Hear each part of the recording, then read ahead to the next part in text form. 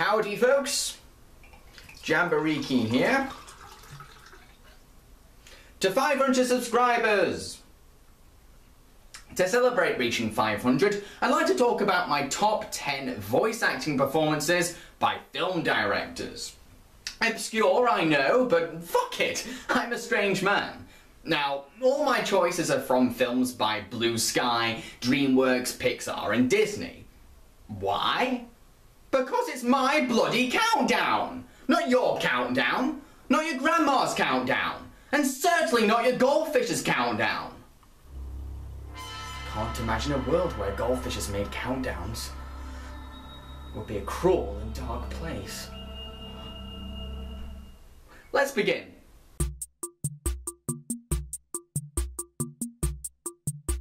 Number 10. Gary Trousdale as the old man in The Hunchback of Notre Dame. Gary Trousdale co-directed such movies as Beauty and the Beast, The Hunchback of Notre Dame, and Atlantis: The Lost Empire. Usually sharing directing duties with Kirk Wise, Trousdale's films are cinematic, contain dark elements, and often capture a huge scope of its massive environment or setting. In The Hunchback of Notre Dame, Trousdale has a recurring voice acting role as an unlucky old man. It's a small part, but certainly a funny running gag in the film. Trousdale sounds energetic and convincingly elderly. I'm free. Dang it. Number 9. Chris Wedge as Scrat in Ice Age. Chris Wedge has co-directed such movies as Ice Age and Robots, plus he solo-directed Epic. Wedge's films rely heavily on comic relief characters and big-name celebrity casts. Wedge has provided the voice of Scrat in all the Ice Age movies and shorts. Despite being limited to just gibberish noises, Wedge's voice supports the character thanks to lively and high-spirited delivery.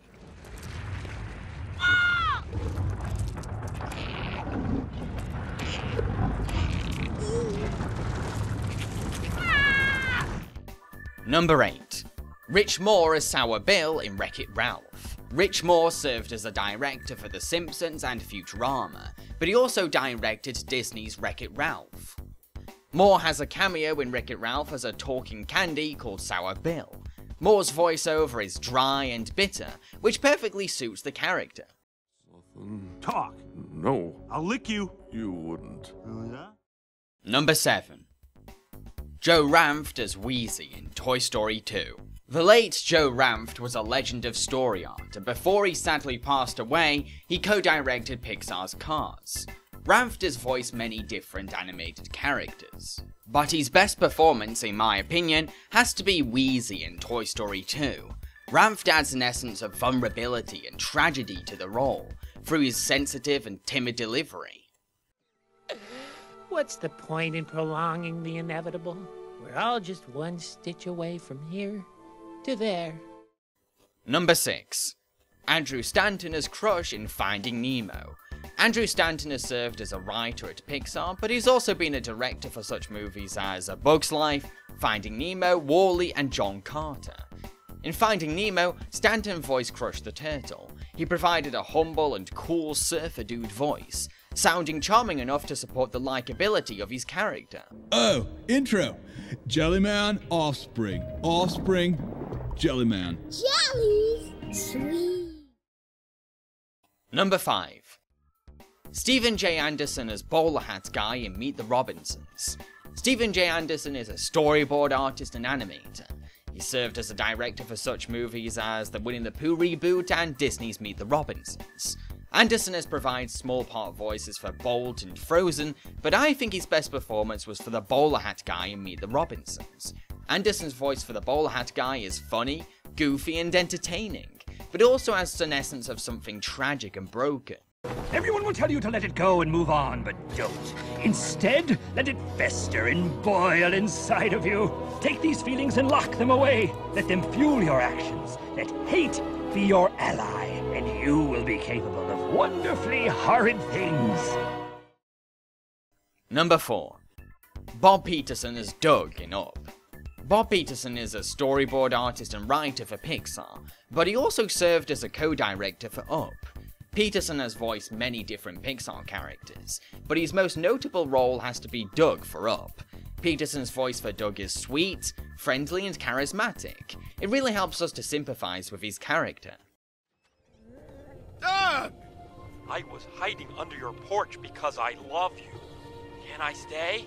Can you stay? Well, you're my dog, aren't you? And I'm your master. You are my master? Oh boy! Oh boy!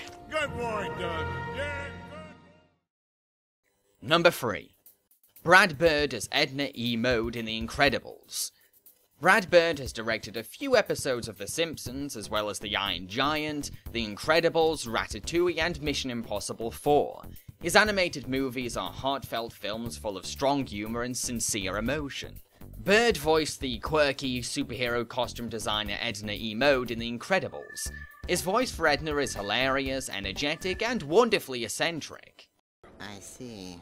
This is a hobo suit, darling. Now you can't be seen in this. I won't allow it. Number 2. Martin Scorsese as Sykes in Shark Tale. Martin Scorsese is a renowned Hollywood director. His filmography includes such films as Goodfellas and Taxi Driver. His movies are often gritty, beautifully shot, and full of tension. Scorsese provided the voice of a pufferfish called Sykes in Shark Tale. While I'm not a fan of Shark Tale, I can't deny how awesome Scorsese is in the movie. It's hard to believe that the character is voiced by a Hollywood director and not a professional voice actor. He sounds sinister, intimidating, and charismatic. $5 grand? My $5 grand? It was no, it was another $5 grand. You had the money to pay me back and you bet it anyway? Hold up. Give me that! Number 1. Chris Sanders as Stitch in Lilo and Stitch. Chris Sanders is a talented artist who served as a production designer on The Lion King. Sanders has co-directed such movies as Lilo and Stitch, How to Train Your Dragon, and The Croods. His films are often notable for their distinct character designs and inventive creatures. In Lilo and Stitch, Chris Sanders voices the lead character of Stitch the alien. Sanders sounds cheeky, energetic, and funny, but also beautifully captures the loneliness of Stitch. He puts so much heart and humour into the role.